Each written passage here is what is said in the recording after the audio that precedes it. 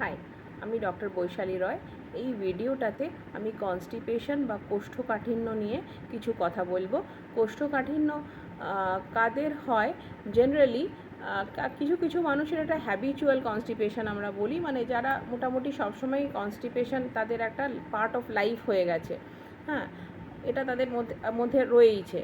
আবার কিছু কিছু মানুষের জল কম খেলে হয়, খাবার খুব খুব অতিরিক্ত পরিমাণে কম খেলে হয়। যারা ফল মূল শাক সবজি কম খান, অর্থাৎ ফাইবার কম খান, তাদের হয়।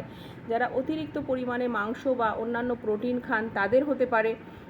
যারা হচ্ছে ধরুন যাদের পাইলস রয়েছে, যাদের অ্যানাল ফিশার রয়েছে, হ্যাঁ, তাদের হতে পারে।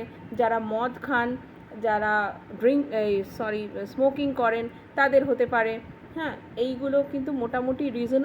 এবং অনেক সময় হঠাৎ করে কোনো ক্যান্সারে বা কোনো গ্রোথ যদি হয় ইন্টেস্টিন বা অন্ত্রে, তাদেরও কিন্তু এই কনস্টিপেশনটা ডেভেলপ করতে পারে। এবং যাদের পাইলস রয়েছে বা যাদের এনাল ফিশার রয়েছে, তাদেরও কিন্তু এই কনস্টিপেশনটা হতে পারে। কনস্টিপেশন যদি কারোর হয়, তার লং স্ট্যান্ডিং ব্যাড এফেক্টস কী হয়? জেনারেলি কী হয়? খাবার হজম হয় না, পেট ফুলে থাকে, বমির ভাব হয়, তারপরে আপনার হয়তো খেতে ইচ্ছে করে না। এইগুলো তো হয়ই। এছাড়া পাইলস ডেভেলপ করতে পারে, যেখান থেকে রক্তক্ষরণ হতে পারে, অ্যানাল ফিশার ডেভেলপ করতে পারে। সর্বোপরি এই যে মানে কনস্টিপেশন, এটা কিন্তু আমাদের কগনিটিভ যে আমাদের এবিলিটি বা চিন্তা শক্তি যেটা, সেটাকে এবং ইমোশনালি কিন্তু আমাদের এটা অ্যাফেক্ট করতে পারে। এইটার আরেকটা রিজনও রয়েছে এই কনস্টিপেশন হওয়ার।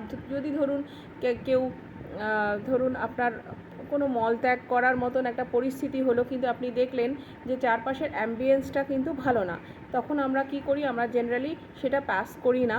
এবং পাস না করার দরুন এটা যদি দীর্ঘদিন ধরে চলতে থাকে, তাহলে সেটা কিন্তু একটা কনস্টিপেশনের পরিণত হয়।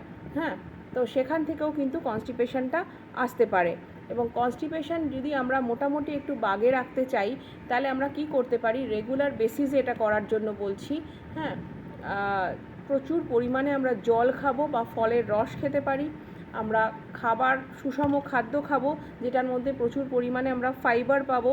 টাটকা ফল, শাকসবজি, স্পেশালি পাকা কলা, পাকা আম, পাকা পেঁপে, এগুলো খেলে কিন্তু কনস্টিপেশন কমে, যদি না আপনার ডক্টরের কোনোভাবে বারণ থাকে এগুলো খাওয়াতে।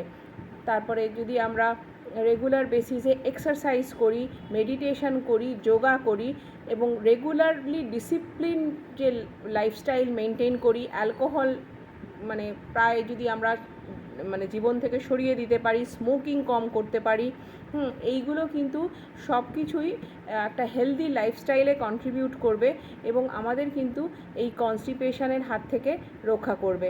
Thank you.